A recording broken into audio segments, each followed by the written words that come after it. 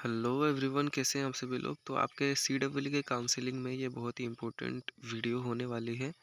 तो आपको ये डाउट होगा कि मेरी 1000 रैंक है, मेरी 1500 रैंक है, मेरी 500 या 600 रैंक है।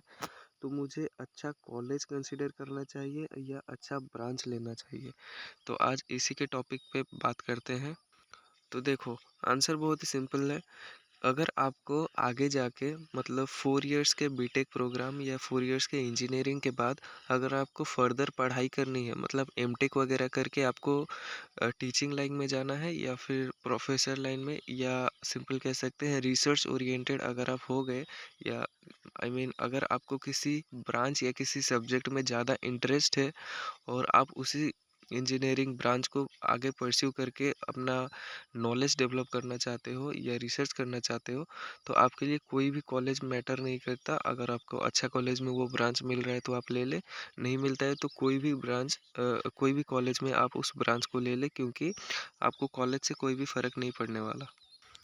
नेक्स्ट वो कैटेगरी के स्टूडेंट्स हैं जिन्हें सिर्फ जॉब चाहिए। आप चाहते हैं कि मुझे 4 इयर्स के बाद मुझे एक अच्छा से अच्छा जॉब लेके मैं अपना लाइफ में जॉब करना चाहता हूँ। 4 इयर्स के बाद मुझे कोई आगे की पढ़ाई नहीं करनी है। तो आपको डेफिनेटली एक अच्छा कॉलेज अलोंग विथ ए अच्छा ब्रांच आपको कंसिडर करना होगा। ये नहीं कि आपको एईसी में आप प्रोडक्शन ब्रांच वगैरह ले लिए जिसमें आपका कोई मतलब 4 इयर्स स्कोप तो है, मगर 4 इयर्स के बाद आपका जॉब लगने का चांस बहुत ही नेग्लिजिबल है। तो आपको अच्छे अच्छे ब्रांचेस जैसे कि computer science, electrical, civil and mechanical अपने होप और अपने इंटरेस्ट के अकॉर्डिंग चूज़ करना होगा। अब इस कैटेगरी के बच्चे बहुत ही ज़्यादा होंगे, तो इसको कुछ एग्जांपल से समझते हैं। सपोज़ आपका रैंक है 1200 और आपने एईसी में, आपको पता है मेरा रैंक अच्छा आया है, मुझे एईसी में मिलने के चांसेस है, जेईसी में तो मुझे मिल ही जाएगा। मैं ये ओबीसी की बात कर रहा हूँ। अगर ये बच्चा ओबीसी का है, उसका रैंक है 1200, टोटल 9 प्रेफरेंसेस भरने को मिलती है, तो उसने एईसी में पहले नंबर पे कंप्यूटर साइंस रखा, दूसरे नंबर पे मैकेनिकल, थर्ड में सिविल, देन इलेक्ट्रिकल, फिर उसने एईसी में प्रोडक्शन रख लिया फिफ्थ में। फिर आगे के ऑप्शंस में उसने जेईसी में कंप्यूटर साइंस, सिविल, मैकेनिकल जो भी रखना था रख लिया। अब यहाँ उसको प्रोडक्शन में ज़्यादा बच्चे लेते भी नहीं हैं।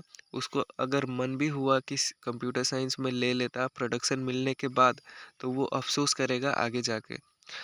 और उसने अच्छा कॉलेज कंसिडर किया कि मुझे एईसी लेना है।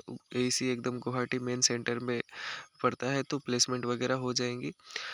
तो आपको सिर्फ कॉलेज नहीं देखना, आपको कॉलेज के साथ ब्रांच भी देखना है, क्योंकि प्रोडक्शन में अगर 60 बच्चे हैं तो उसमें दो भी नहीं, 2 या 3 मैक्सिमम बोल रहा हूँ ये मैं, उनका जॉब लगता है। वहीं अगर आपका कंप्यूटर साइंस होता तो 60 में से 20-25 का तो लग ही जाता। तो आपको जेईसी ज़्यादा ख़राब नहीं है, जेईसी और एईसी ऑलमोस्ट सिमिलर ही है। तो आपको जेईसी में कंप्यूटर साइंस या मैकेनिकल लेते तो आपका प्लेसमेंट होने के चांसेस ज़्यादा होते थे as compare to production in Assam engineering college. Next देखते हैं कुछ अच्छे कॉलेजेस। अच्छे कॉलेजेस के नाम पे नंबर 1 पे आता है एईसी, जेईसी और जिस्ट। ये टॉप के कॉलेजेस हैं अंडर CEE काउंसलिंग। ज़्यादातर बच्चे इन्हीं को चूज़ करते हैं। अगर ये कॉलेजेस नहीं मिलते तो वो फाइनली ड्रॉप करने का सोचते हैं एनआईटी, आई मीन जेई के लिए।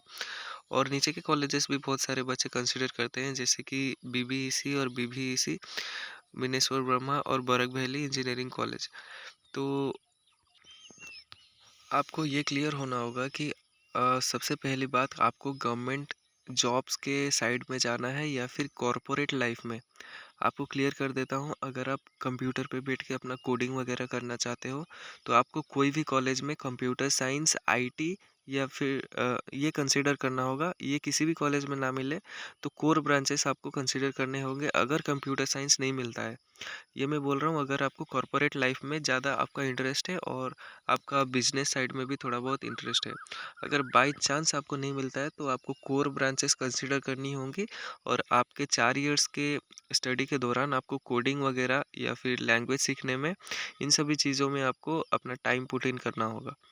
अगर नेक्स्ट कैटेगरी के स्टूडेंट्स हैं जिनको गवर्नमेंट जॉब में जाना है, वो एपीएससी हो, यूपीएससी हो या गवर्नमेंट इंजीनियरिंग एग्ज़ाम्स हो, आईईएस हो, एसएससी जेई हो, आरआरबी जेई हो, इन सब एग्ज़ाम्स के लिए आपको 3 ही कोर ब्रांचेस होती हैं।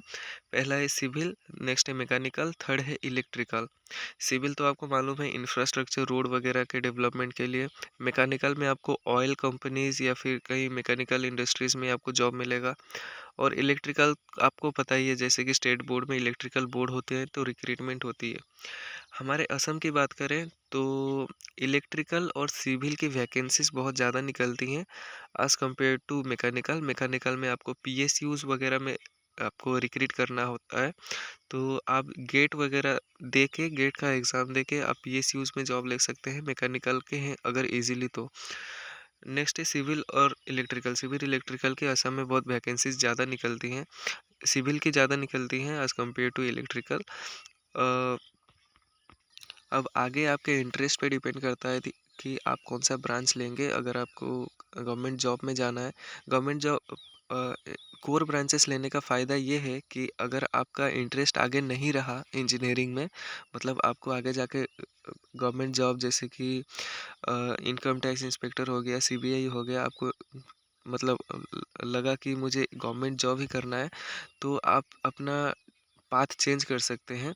अगर आपका फाइनली अगर एपीएससी के लिए आप प्रिपेयर हो रहे हैं और आपका एपीएससी नहीं निकलता है, तो आपके पास एक बैकअप ऑप्शन भी होगा कि मैंने सिविल इंजीनियरिंग किया हुआ है, मैं स्टेट रिक्रूटमेंट या फिर स्टेट वैकेंसी में अप्लाई कर सकता हूँ फॉर ए जॉब। और ये सब चीज़ों को ध्यान में रखते हुए आपको अपना ब्रांच और कॉलेज चूज़ करना है वाइजली। चलिए, वीडियो ज़्यादा लंबा हो गया, तो आपकी और कोई क्वेरीज़ हो तो आप कमेंट बॉक्स में लिख दिए, उस पे वीडियो आएगा। और सोशल मीडिया हैंडल्स भी दी गई हैं, अगर आपको रिप्लाई नहीं मिलता है तो आप वहाँ मैसेज कर सकते हैं। और नेक्स्ट वीडियोज़ के लिए आप चैनल को सब्सक्राइब करके रखें, जैसे कि कौन-कौन से डॉक्यूमेंट्स लगेंगे, आगे कौन-सी स्कॉलरशिप्स वगैरह आपको मिलने वाली है बीटेक के दौरान, बहुत सारी वीडियोज़ आएँगी। तो जुड़े रहें, till then take care for the next video.